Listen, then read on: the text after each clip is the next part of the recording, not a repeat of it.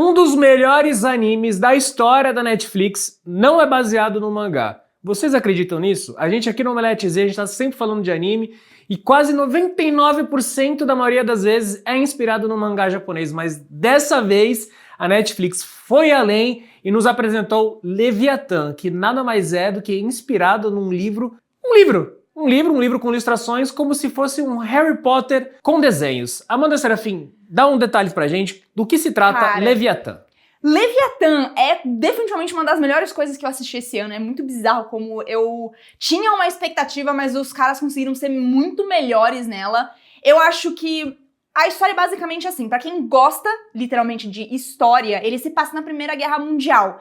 E os dois personagens principais o filho do Franz Ferdinando, que é o cara que é assassinado em Sarajevo, que dá o estopim pra Primeira Guerra, e o outro é nada mais, nada menos do que uma Mulan, porque é uma menina que ela quer entrar no exército, não porque ela quer guerrear, não porque ela tem que salvar o pai, nem nada do tipo, mas porque ela quer voar, ela quer ser aeronauta. E aí ela simplesmente se alista no exército, fingindo ser um homem, e esses dois personagens acabam se encontrando numa situação meio bizarra, e eles acabam viajando juntos e passando por várias questões ali, porque o Alec, que é o nosso príncipe austríaco, ele tem realmente direito ao trono, e por conta disso os alemães estão perseguindo ele. Só que pelo fato dele ser austríaco, ele fica meio que num limbo ali, porque ele é austríaco, então ele tá sendo perseguido pelos alemães, pelos ingleses, por todo mundo, assim, sabe? E a Sharp, que é a nossa Mulan, ela é muito boa, ela é simplesmente muito boa como soldado, e ela tem um arco, uma jornada, assim, muito boa. Julie. Cara, então vamos do começo, né? Primeiro que a gente explicando, eu dei o exemplo aqui do Harry Potter, mas não significa que tem magia, assim. Ela é uma história fantástica, é como se fosse uma releitura da Primeira Guerra com elementos fantásticos, né? Então, assim, existe o Império Austríaco-Húngaro, você tem a Alemanha, você tem a Grã-Bretanha, você tem os Estados Unidos, mas tudo isso ganha uma nova roupagem, né? Então, o principal conflito dessa história são os darwinistas, né? Aqueles que acreditam na evolução da espécie, contra os maquinistas, né? Que são aqueles que acreditam... maquinistas que Maquinistas. Maquinistas que acreditam na revolução das máquinas, digamos assim, né? Eles se inspiram, eles se sobrepõem em cima das máquinas para evoluir, para se desenvolver, enquanto os outros usam a genética, né? Usam elementos de alguns animais que se juntam para criar armas, criar veículos, enfim, é uma coisa muito louca. É muito louco e, assim, é muito interessante como eles apresentam esses dois mundos, porque os maquinistas, eles têm mechas, na verdade. Tipo, a máquina evoluiu para ser um mecha, basicamente. E essa parte do maquinista, eles são dieselpunk, né? Tipo, todas as máquinas, eu acho muito engraçado porque a Netflix colocou como se fosse um mundo steampunk, só que nada ali é movido a vapor. Tipo, as máquinas são movidas a diesel ou gasolina, não fica exatamente muito claro, mas elas são claramente, tipo assim, dieselpunk o bagulho. E os maquinistas, obviamente, são os alemães, os austríacos, etc. E os darwinistas, que são literalmente derivados, tipo, das pesquisas de Charles Darwin, que é canônico, né? Que é canônico. Charles Darwin é canônico na história. Eu acho muito bom, porque eles pegam muitas figuras históricas e transformam em coisas muito canônicas, assim, e eles se apoiam realmente em fatos reais, assim. O atentado de Sarajevo, eles usam, tipo, a mesma imagem que foi colocada no jornal do atentado de Sarajevo. Tipo assim, pra quem conhece a história, pra quem viu e estuda a história, tipo, especialmente das guerras, você olha aquela imagem e você fala assim, caramba, mano, eles representaram certinho, tipo, a foto do atentado. E os darwinistas, eles basicamente... como se Darwin tivesse criado a teoria da evolução e com a teoria da evolução ele tivesse de fato tentado uma evolução forçada para criar animais que têm funções diferentes. Então, tipo, ele meio que é um biopunk. Então, tipo, são os dieselpunk contra os biopunk. E isso é um conflito muito interessante mesmo, porque o Alec, ele é acompanhado por outros dois caras, que é o Klopp e o Vogler. E o Vogler é um cara que fica assim, esses darwinistas nojentos, que tem que lidar com bicho, sabe? Tipo, ele tem esse negócio, enquanto a Sharp, que gosta muito dos bichos, e ela realmente tem essa relação, porque ela quer muito viajar com a Leviatã. Que a Leviatã, na verdade, é uma nave em formato de baleia. Ela não é bem uma baleia. Ela É um grande dirigível, né? Ela é um grande dirigível, mas ela é meio que um conjunto de vários animais, assim, tipo, que habitam ali na Leviatã. E pra ela é muito normal esse mundo dos animais. E aí, quando ela começa a conversar com o Alec, que é maquinista, ela fica assim, nossa, gente, mas que troço esquisito. É assim que vocês viajam dentro do mecha e tal. Ai, gente, a construção de mundo é muito legal. Eu vou fazer um comentário primeiro, que é o seguinte. A primeira vez que eu vi o trailer, eu achei os personagens em 3D esquisitos.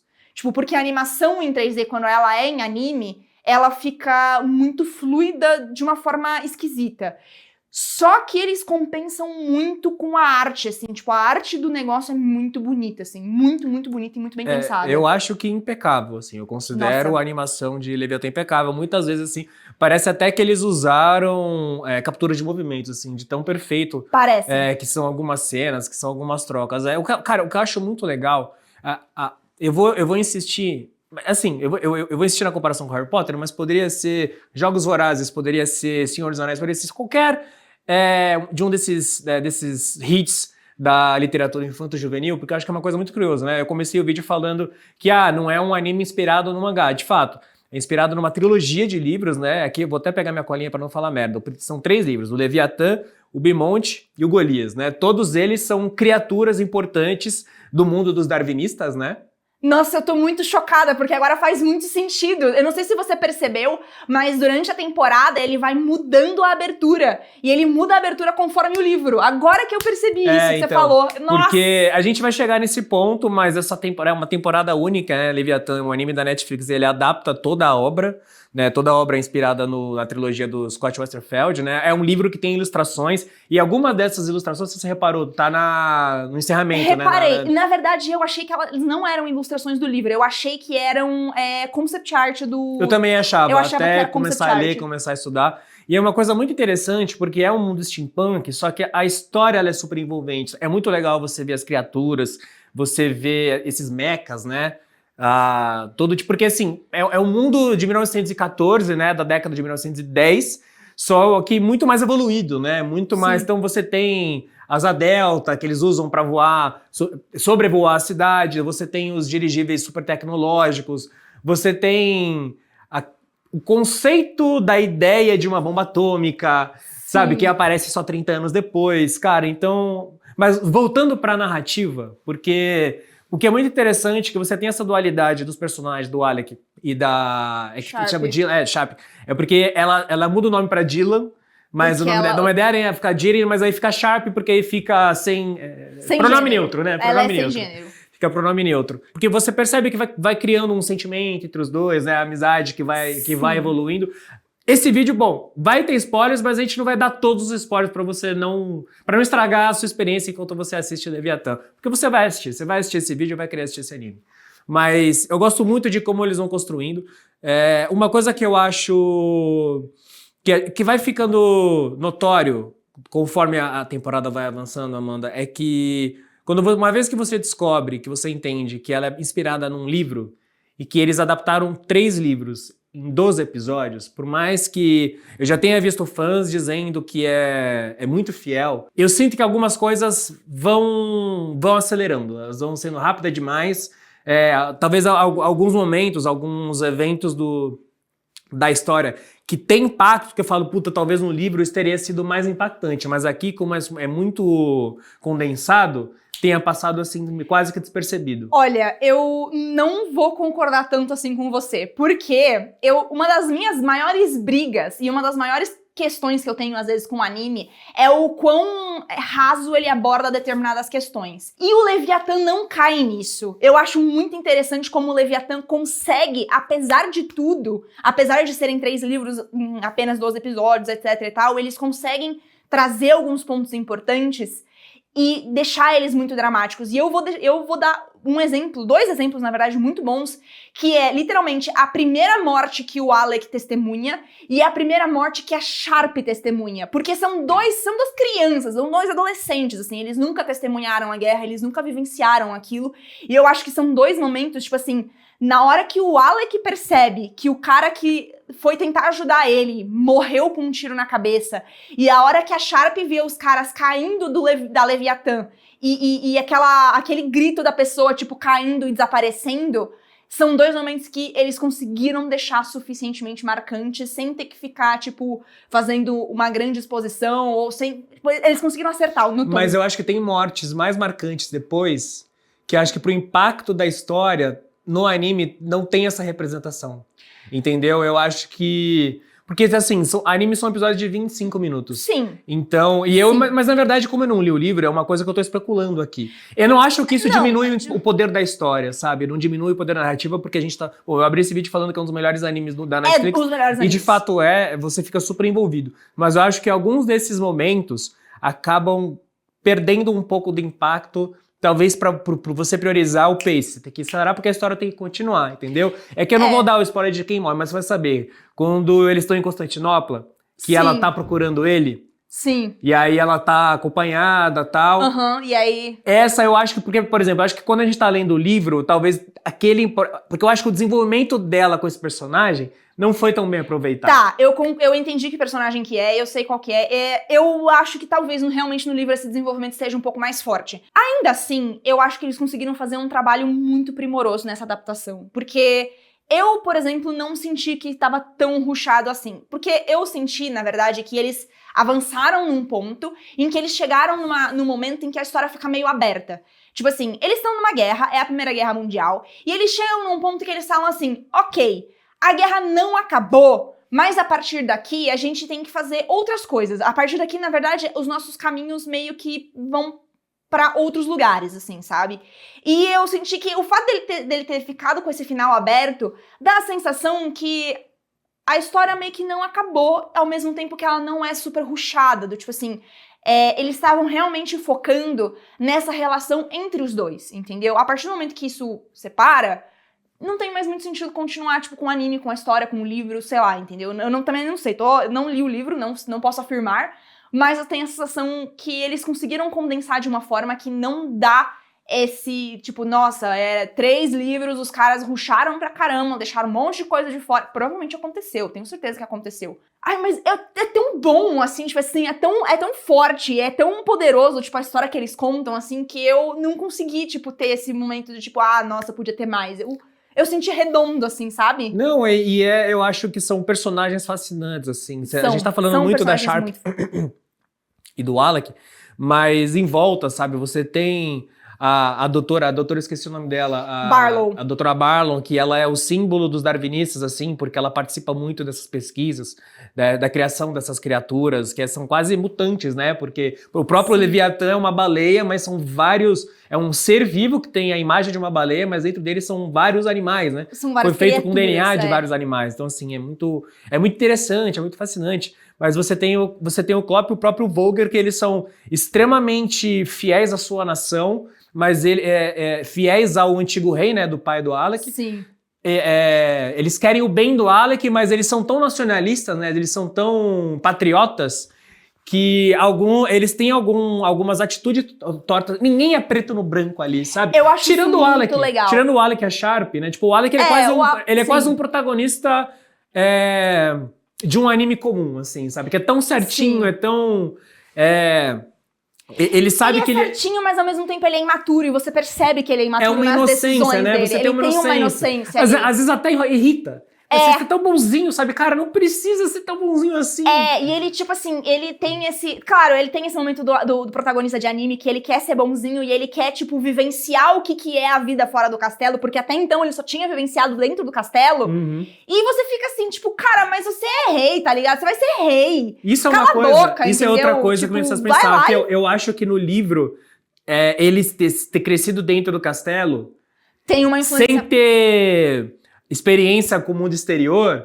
deve ser muito mais destacado, porque o anime começa com ele sendo acordado pra já fugir do castelo, já fugir da Áustria, porque os pais dele morreram e estão indo tentar tomar o trono.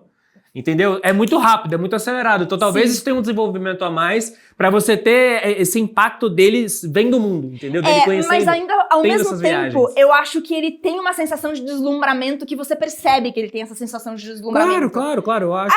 Eu gostei muito desse anime, de verdade, eu tô muito apaixonada Eu não pelo acho que Leviatã. tira 100% do impacto. Não, eu acho concordo. que diminui o impacto, entendeu? Sim. Não deixa a história menos interessante, mas algumas coisas que poderiam ser mais impactantes, talvez não tenham o impacto que tem no livro. Tudo bem. A gente não quer ficar comparando o livro com o anime. Eu concordo, mesmo que a gente não leu o negócio. Porque a gente não leu e a gente tá muito satisfeito com a história do anime, mas talvez eu acho que são... Por isso, tipo, eu sei a história, mas acho que eu leria o livro. Pra entender um pouco mais as nuances, pra entender um pouco mais, conhecer um pouco mais esse personagem, da história deles. Eu quero fazer um elogio pontuar do estúdio Orange, que é o mesmo estúdio de animes da própria Netflix. A Netflix tem o Beastars, que é original exclusivo deles, mas você tem o Trigun Stampede, que é o remake do Trigun dos anos 90 e tal. Todos eles foram feitos pelo estúdio Orange, todos eles com uma animação impecável. Então, se você assistiu o Beastars ou assistiu o Trigun Stampede, que está disponível na Crunchyroll, Leviathan não fica devendo em nada, talvez seja até melhor. Nossa, Leviathan é lindo. Cara, eu acho que é isso, assim, você vai falar de Leviathan, vamos falar assim, roteiro, incrível, personagem, foda, animação, boa pra caramba. Tipo, a primeira vez... lindíssimo. A primeira vez que a Sharp vê o Leviathan, cara. Mano, a primeira vez é muito, assim. E é emocionante, eles conseguem, tipo, transmitir, assim, as emoções muito bem. Nossa, gente, juro. E o que eu mais também já critiquei muito em anime, já falei que eu não consigo gostar, é a constante exposição de determinadas coisas. Uhum.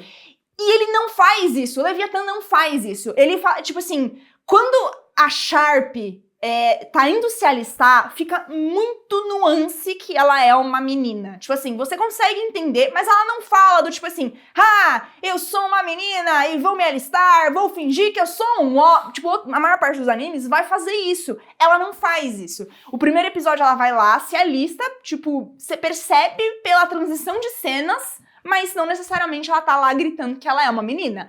Aí tem uma cena, pra quem não entendeu e não pegou direito, que ela tá, tipo, voando já, e ela fala do tipo assim, eu sou mó boa, e eu sou uma menina, toma essa, sociedade. E aí, tipo, e é só isso, e acabou. Não precisa ficar desenvolvendo, não precisa ficar falando, não precisa ficar martelando, e aí, você percebe, e é muito... Cara, você percebe quando os personagens percebem que ela é menina. Isso, assim, e não é do tipo assim, aquele momento do anime, meu Deus, mas ela é uma menina? Oh não, ela é uma menina? O que ela está fazendo no exército se ela é uma menina? Não, literalmente é um momento em que a professora olha pra cara dela e fala, Mr. Sharp. Uhum. Cara, a nuance com que eles trabalham a história, velho. Cara, esse é o anime que eu indico pra pessoas que não gostam tanto assim de anime. Que não gostam dessas características assim tão marcantes de anime. Ele vai começar a entrar em recomendações constantes nossas, né? Tipo, mano, você nunca viu um anime e você quer começar a ver anime? Vê Leviathan. Leviathan. E é muito... E assim, eu acho que dá pra você encarar ele, tipo, como uma série. Muito menos como um anime, muito mais como uma série, sabe? Porque... eu acho que as pessoas, quando elas olham e falam, mas é anime, elas têm esse preconceito do anime. Do tipo assim, a gente vai ter um personagem que vai ficar gritando o nome do golpe, ou que vai ficar explicando muitas vezes uma coisa, e o Leviathan não é assim. Tipo assim, ele tá muito mais próximo de uma série, apesar de ser no estilo de um anime. Uhum. Tipo, eu acho que essa... eu amei Leviathan. Bom, eu acho que a gente precisa fazer isso, mas eu vou perguntar só por desencargo. Você quer dar ovos? Nossa... Eu vou dar todos os ovos. Eu dou todos os ovos. Não tem como, mano. Pra mim, eu assisti... O primeiro episódio eu já assisti e falei, absoluto cinema. Eu terminei... Eu me debulhei em lágrima naquele bagulho, mano. Tipo assim, não pelo final, porque o final não é triste. O final é feliz ou agridoce, eu diria. Que o final é agridoce. Mas ao mesmo tempo, tipo, é aquela despedida daquela série que você sabe que não vai ter uma segunda temporada. Uhum. E você fala assim, mano, que série foda. Mas eu quero ouvir de você, se você vai assistir Leviathan, se você já assistiu, se você gostou, se você leu os livros, se você quer comparar, quer dar alguns detalhes pra gente, a gente não leu, então fala. Se você ficou satisfeito com essa adaptação, se não ficou, a gente aqui adorou e a gente vai continuar falando sobre mais animes aqui. Sejam eles adaptados de livros, de mangás ou o que quer que seja, né? E sejam eles bons ou ruins também, porque a gente também tem que falar dos animes que é ruim, entendeu? É isso. A gente fala de anime ruim, a gente fala de anime de todo quanto é jeito aqui. Anime sobre o peitão, enfim. Continue acompanhando a gente aqui no Omelete Z, porque tem muito mais sobre anime, games e o que mais vocês querem que a gente fale. Um beijo!